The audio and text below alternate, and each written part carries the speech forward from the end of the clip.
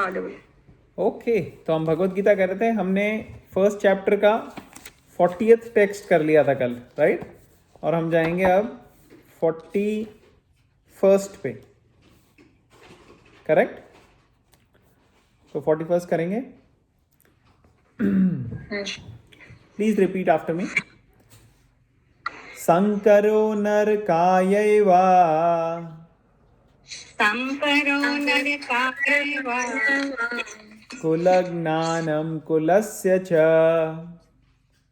कुलज्ञानां कुलस्य च पतन्ति पितरो ह्येषाम् पतन्ति पितरो येषां लुप्तपिण्डोदकक्रिया।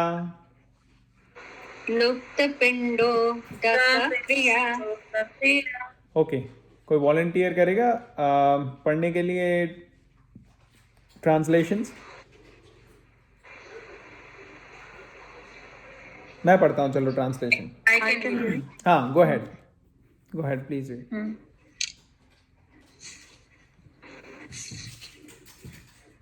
So who's reading? Kavita, you can read. I'll read it. Okay. An increase of unwanted population certainly causes hellish life both for the family and for those who destroy the family tradition. The ancestors of such corrupt families fall down because the performances for offering them food and water are entirely stopped. Purport. According to the rules and regulations of fruitive activities, there is a need to offer periodical food and water to the forefathers of the family. This offering is performed by worship of Vishnu because eating the remnants of food offered to Vishnu can deliver one from all kinds of sinful reactions. Sometimes the forefathers may be suffering from various types of sinful reactions, and sometimes some of them cannot even acquire a gross material body and are forced to remain in subtle bodies as ghosts. Thus, when remnants of prasadam of food are offered to forefathers by descendants, the forefathers are released from ghostly or other kinds of miserable life. Such help rendered to forefathers is a family tradition, and those who are not in devotional life are required to perform such rituals. One who is engaged in the devotional life is not required to perform such actions. Simply by performing devotional service, one can deliver hundreds and thousands of forefathers from all kinds of misery. It is stated in the Bhagavatam. Anyone who has taken shelter of the lotus feet of Mukunda, the giver of liberation, giving up all kinds of obligations and has taken to the path in all seriousness, owes neither duties nor obligations to the demigods, sages, general living entities, family members, humankind, or forefathers. Such obligations are automatically fulfilled by performance of devotional service to the Supreme Personality of Godhead. Hare Krishna. Okay, Hare Krishna, thank you for reading. तो यहाँ पे हम chapter 1 कर रहे हैं, text 41। तो ये बड़ा इंपॉर्टेंट सेक्शन है। यहाँ पे अर्जुन ने क्या क्या हुआ, पहले हमने देखा कि अर्जुन कंफ्यूज हो गया था बैटल में, उसको समझ नहीं आया क्या करना चाहिए क्या नहीं करना चाहिए। तो उसके मन में जो डाउट्स हैं वहाँ पे एनालाइज हो रहा है ये कि क्या रीजंस थे एक्चुअली जिसकी वजह से उसको लग रहा था कि बड़े सिवियर कॉन्सिक्वेंसेज हो सकते हैं। एक तरफ है कि अर्जुन के दिमाग में क्या आ रहा था कि एक तरफ है कि हम राज्य मिल जाएगा हमें और हम राजा बन जाएंगे, और जो लोगों ने क्या कहते हैं हमारे ऊपर अटैक किया है हम उनको सबक सिखा सकेंगे। लेकिन ये कोई बात दमदार नहीं लग रही। मतलब अपने लिए हमें इतना सब करना पड़े, इतने लोगों का खून बहेगा, इतनी प्रॉब्लम्स होगी, तो ये मेरे को कोई खास अच्छी चीज़ लग नहीं रही। ये कह रहा था, सोच रहा था अर्जुन। और उसके कॉन्सिक्वेंसेस क्या होंगे, सारे कम्युनिटी वेलफेयर प्रोजेक्ट्स ख़राब हो जाएंगे, सारी फैमिली ट्रेडिशन डिस्ट्रॉय हो जाएंगे, विमेन, चिल्ड्रन, एल्डरली वो अनप्रोटेक्टेड रह जाएंगे और वो पूरी तरह से एक्सप्लॉइट होने के लिए ससेप्टेबल हो जाएंगे। बहुत चांसेस है कि लोग उनको एक्सप्लॉइट कर सकते हैं।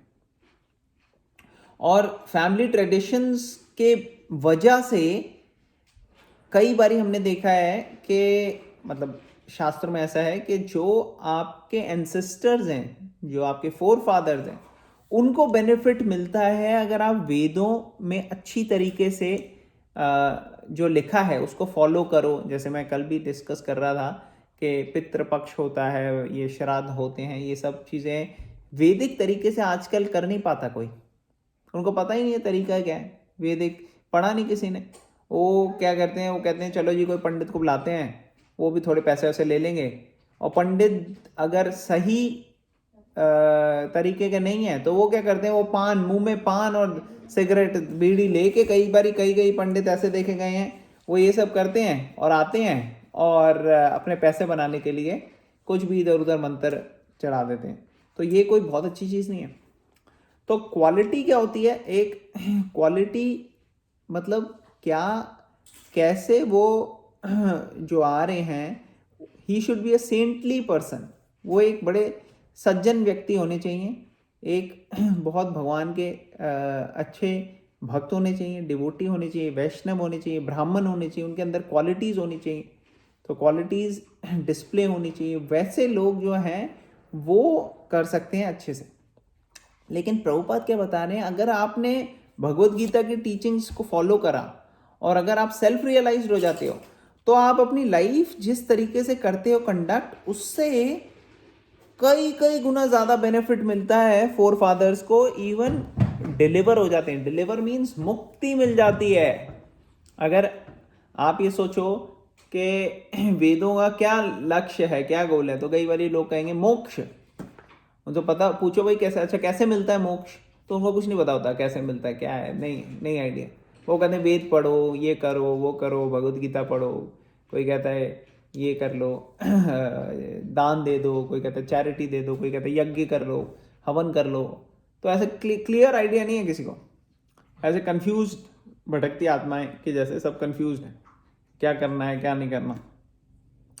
लेकिन भगवत गीता अगर पढ़ के इंटरनलाइज करके हम समझेंगे तो हमारे को क्लियर हो जाएगा क्या है मकसद।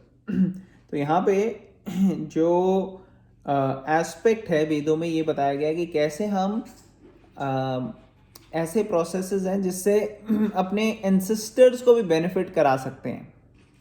वो सारे प्रोसेसेस लोग करना बंद कर देंगे, अर्जुन कह रहा है ऐसे। और अगर करना बंद कर दिया उन्होंने ये सब काम, तो पूर्वजों को कैसे सारे बेनिफिट मिलेंगे, नहीं मिल पाएंगे। और नहीं मिल पाएंगे बेनिफिट तो इससे तो बहुत नुकसान होगा। इसलिए फैमिली ट्रेडिशन को कंटिन्यू करने के लिए और पूर्वजों को बेनिफिट देने के लिए और ये सब करने के लिए हमें बहुत ज़रूरी है कि प्रोटेक्टिव एल्डरली और जो क्षत्रिय हैं वो मेंटेन रहें। और अगर हम दोनों लड़ेंगे तो कई क्षत्रिय मारे जाएंगे, तो उसको ये चीज़ ठीक नहीं लग रही। यहाँ पे भागवतम को कोट किया है प्रभुपाद ने 11:5-41, और उसमें क्या लिखा है, anyone who has taken shelter of the lotus feet of Mukund. अब ये वर्ड मुकुंद जो है इसका क्या मतलब होता है, कौन बताएगा? Open question. कृष्णा। अच्छा कृष्णा, तो कृष्णा का नाम हो गया, लेकिन मतलब क्या है, वर्ड का मतलब क्या है? कृष्णा के हर नाम का कोई मतलब होता है।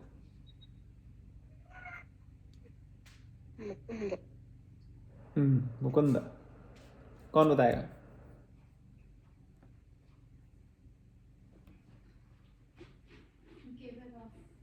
जो मुक्ति प्रदान करते हैं वो मुकुंदा है, ठीक है ना।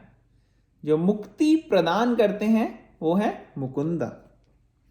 तो anyone who has taken shelter of the lotus feet of Mukunda, Mukunda के कमल के जैसे जो चरण है उनका अगर शरण ले लिया है तो उससे मोक्ष मिल सकता है। क्यों? क्योंकि मुकुंद जो है वो मोक्ष देने वाले हैं, गिवर ऑफ लिबरेशन। लेकिन सिर्फ आपको ही नहीं मिलता, कई जनरेशंस को मिल जाता है।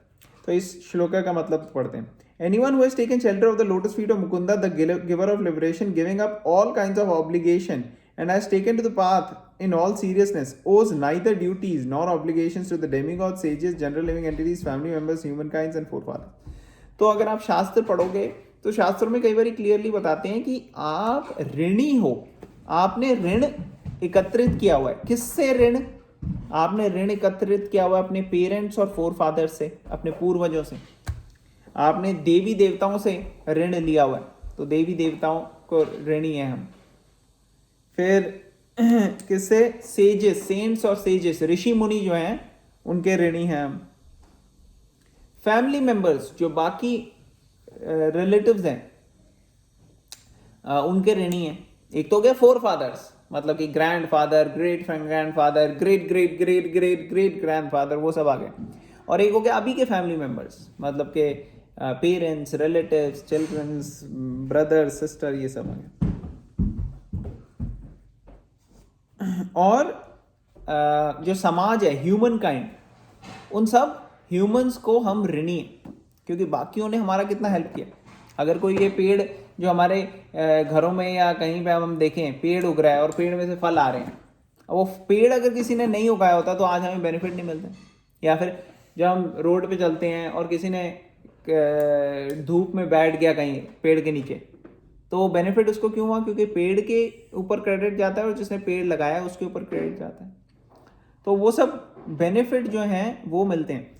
तो ये सब लोगों के ऋणी होते हैं हम, ऐसे शास्त्र बताते हैं।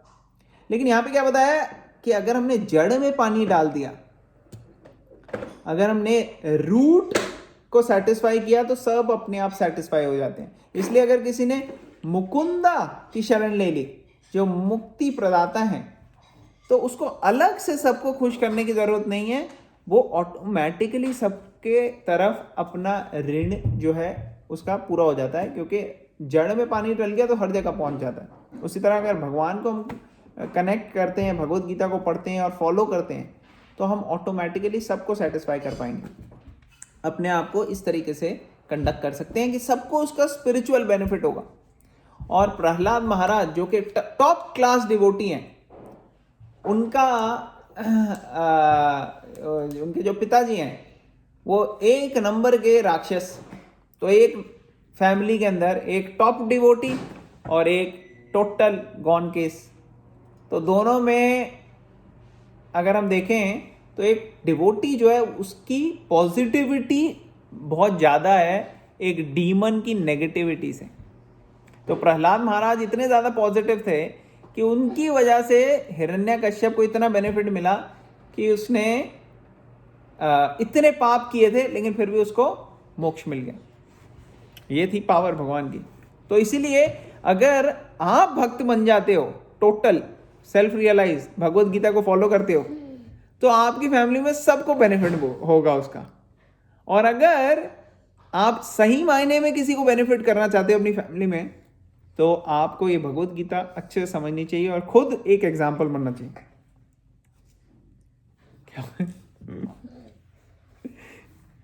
You want to tell some story? Okay, next पढ़ेंगे हम 42. We'll do 42. Okay, 1 second.